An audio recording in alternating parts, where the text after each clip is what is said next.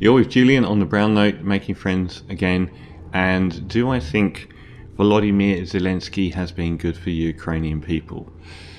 No, I don't.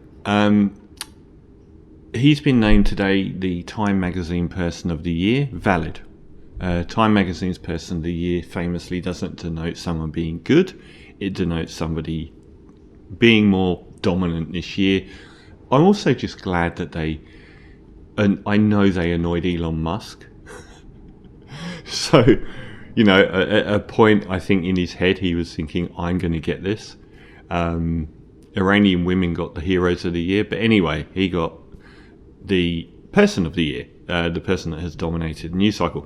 I have made a number of videos on the Ukrainian conflict. I try to make videos that counter or focus on what the Western media doesn't. And I have to be careful here because the right of politics have taken the cause of Ukraine on, and it's disturbingly aligning itself with the videos I made 6 months ago, which is to, not in their case, the right choose everything in the world, friend or foe. A bicycle is friend or foe. A tree is friend or foe. A piece of coal is friend. A bicycle is enemy, because a bicycle represents climate change. So the only reason that the right have gone after this is because to them, Democrats are in power in America, so they're supporting Ukraine. They want to not. So even in Australia, the right-wing bats are, anti the war in Ukraine, which is disturbingly what I have been. The videos I've posted have focused on the end of the Cold War and the fact that there was an opportunity to achieve a lasting peace between Russia and America with Gorbachev and Reagan, and the stipulation was not to expand NATO eastwards to line up along Russia's border, and for the last few decades that's exactly what happened. And the reason it happened wasn't necessarily ideological. It was arms manufacturers saying, we can sell arms to all of these countries, which then had to take a large part of their budget to upgrade their military. So they were just buying trillions of dollars of arms off of the UK and America. And the Obama in 2008 stopped selling arms to Ukraine because there were Russians coming to America at that point saying, please, for the love of God, if you keep doing this, it is going to lead to a civil war in Ukraine, and Russia will not be able to sit it out because there is a huge chunk of the population in Ukraine that are ethnically Russian.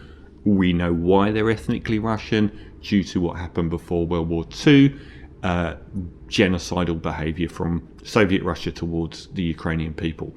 And then they got stiffed again from the Nazis, not particularly well served by Western powers.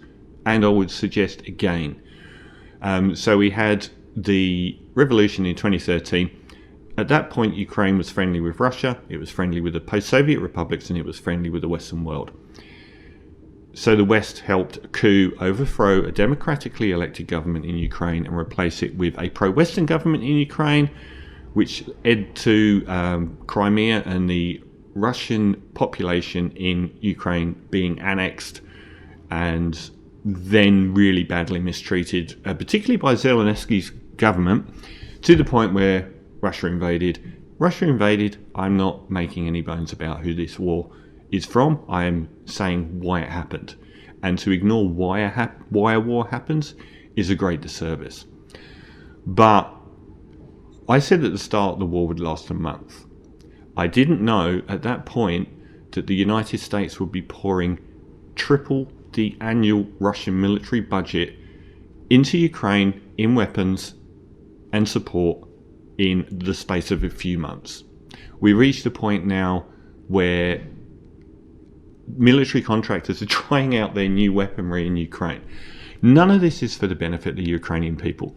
A deal could have been made at the start which would have benefited the Ukrainian people and not resulted in the country being torn down, sent to rubble. All that the West has done is drag the war out. resulting in more Ukrainian loss of life and more buildings in Ukraine being destroyed, and Russia annexing even more territory. They have done so for the benefit of NATO and military contractors, and because they've got an endless bee in their bonnet about Russia. None of this has benefited Ukrainian people. And Zelensky hasn't either, because he has toured the world like Bono, getting pats on the back from Western leaders and fighting and fighting and fighting. They should have sued for peace at the start. The things they're fighting over, stuff like membership of NATO and membership of the EU, they don't even have. And their whole country has been destroyed. So that, what? How has Zelensky actually benefited the Ukrainian people? He's benefited the American people. The people that sell fuel have benefited enormously. They have made astronomical profiteering off of the increase in prices. The Western world has suffered through a cost of living crisis brought on by the war in Ukraine. The whole world has been affected by this. We've been affected by it in Australia. In Europe, they're actually entering into a winter of crisis where people can't afford fuel and can't afford to heat their own homes. The people guiding this endless war have no care in the world. They look at the fact that they can expand NATO to the countries that they've spooked out, that they haven't already done so. They can upgrade the military in the countries that are NATO, which are all the way along Russia's border.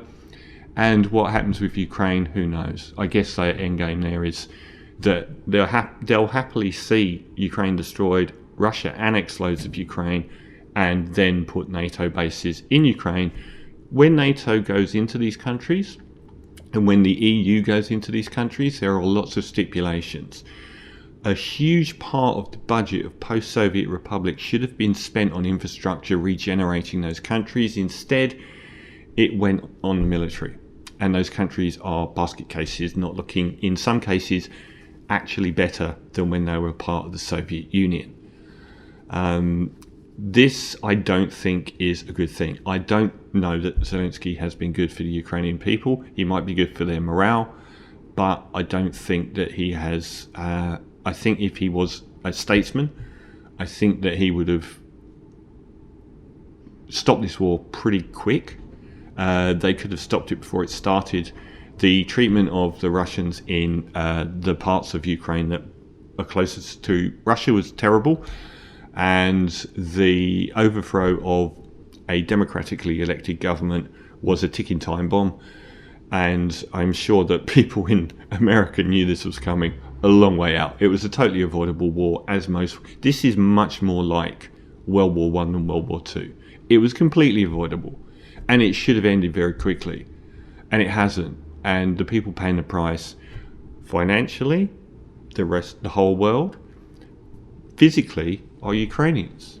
And do I think that Zelensky's done the best by them? I don't.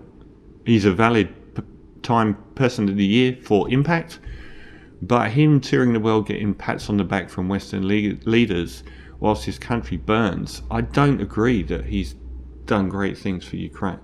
And what will be the upshot? Nothing positive.